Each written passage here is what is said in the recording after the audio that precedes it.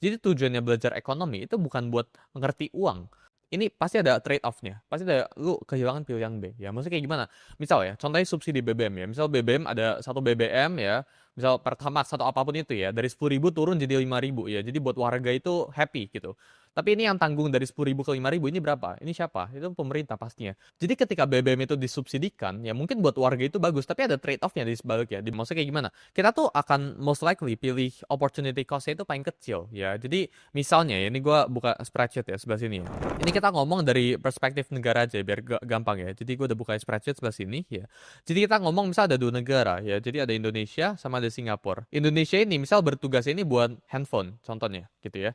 Terusnya Singapura ini contohnya bisa buat laptop ya. Jadi mereka itu ekspor secara market itu diciptakan ya dengan insentif ya. Maksudnya kayak gimana? Jadi kalau misal ini gue ada minuman ya. Ini Red Bull sebelah sini. Ini kalau gue jual Red Bullnya harganya 1 juta ya. Ini sellernya ini pasti happy banget. Tapi apakah ada yang mau beli?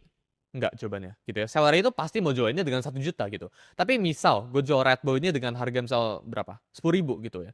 Mungkin seller ini nggak mau jualan ya. Kalau 10.000 murah banget gitu. Tapi bayarnya baik banget. Jadi itu yang dimaksud dengan konsep yaitu supply and demand ya. Jadi harus selalu ada titik pasnya ya. Jadi ketika misal harga ini 10.000 mau atau enggak? Ya mungkin bayarnya itu mau banget, seller itu nggak mau. Berarti harus dinaikin harganya. Jadi 20.000 contohnya. Ketika 20.000 ya, mungkin sellernya itu oke lah, masih bisa gitu ya. Bayarnya itu oh ya udahlah gitu.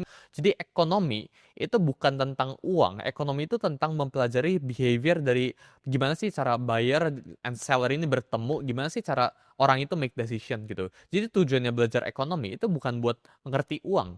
Tapi ketika teman-teman ini punya 50.000 di dalam kantong, lu memutuskan untuk makan atau nggak makan itu ekonomi. Ya, jadi ekonomi itu bukan tentang uang. Itu salah satu persepsi yang menurut gua teman-teman itu salah buat ngelihatnya. Uang itu alat dalam ekonomi.